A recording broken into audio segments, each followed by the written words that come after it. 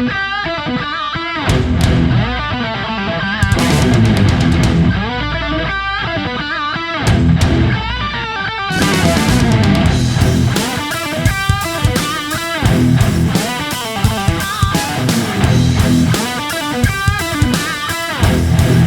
a Mini 4-wheel drive club, Winnipeg, Manitoba, Canada.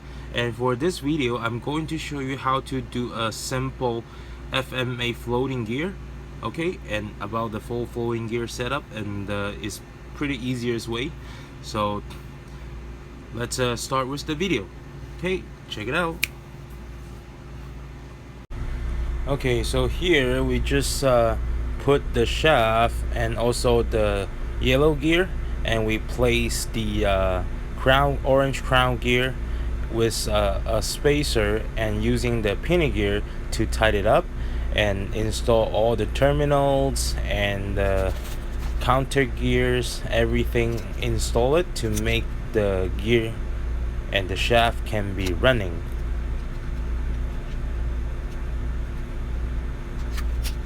Okay, so here we put the battery, then we gonna start trimming it. Okay, so we're gonna using this file and just gonna trim the edges.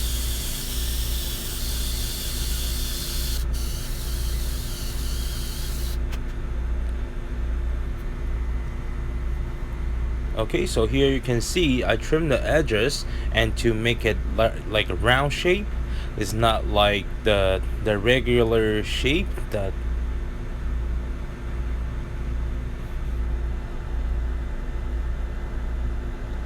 so here we can do a compare, see what's the difference between shape and unshape.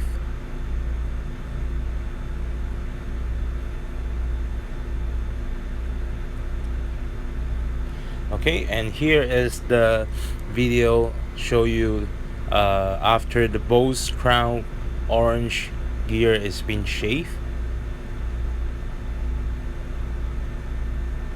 And you can see this spot, there's pieces is between both gear, and that's what we have to cut it. So we're gonna using the plastic cutter to cut it, and then we're gonna using the round drill bit and to trim the inside of the transmission and to make it flat and smooth. So you can see here is after I trim it, and that looks like after the trimming.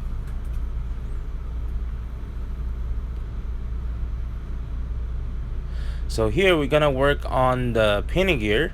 So as you can see, the pinion gear has the teeth. So, and that's what we're gonna using the plastic cutter to cut it and to make it flat. And you can see this spot is where we're gonna put the pinion gear. So because there is that spot, so what we're gonna do, we're gonna trim the pinion gear smaller, like thinner. So we do the same thing as what we do on the crown gear, and we're just gonna turn on and using the file and trim it thinner.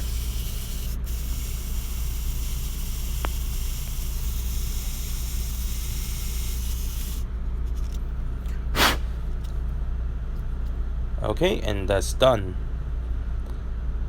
So you can see I put everything back together, and you can see the gear is not moving, and here is the picture and show you how to put it. Okay, so here I believe there might be people having question about the picture that I just show you about the mini washers.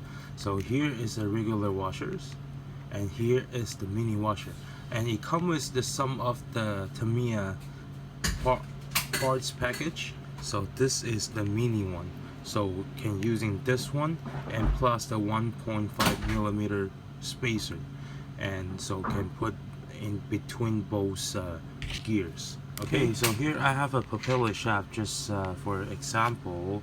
So when we try the propeller shaft, we put it on and we just shake it, see is there any movement and is there any gap, then we just hit it, make it tighter, a little bit and by a little bit. If you don't have a propeller shaft adjuster, then that's the only way you can do it.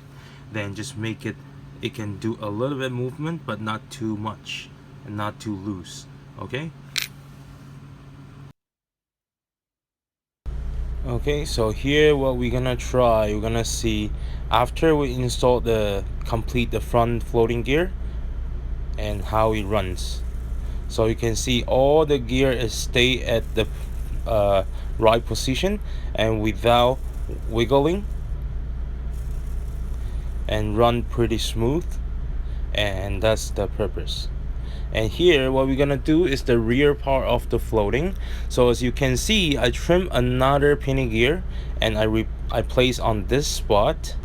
Okay, and here you see I point this spot that we have to also trim it a little bit to make it fit for the pinion gear. Okay, so we have to trim it a little bit more and make sure the pinion gear won't touch the shape, won't touch the chassis. And then we place the crown gear.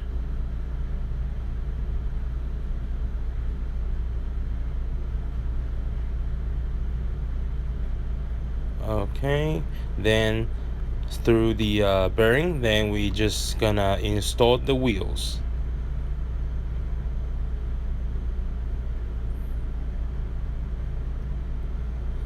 Okay, so that's basically done for the rear part of the floating gear. Oh, also don't forget, in the end, end of the pinion gear, you can apply a little bit crazy glue to make sure it's not moving. Okay, so this is today's video about this FMA basic floating gear setup. So next one, what we do, I will show you about how to make the trim tire if you don't have a trimmer. Okay, so if you have any question, please leave your question and your comment at the bottom, and I will reply to you as soon as I can. Okay, and if you like this video and you want to see more video like this, please like, subscribe, and share this video. Okay, thank you so much. Don't forget to press the bell, so if I have the new video, then you will know it right away. Thank you. I'll see you next time.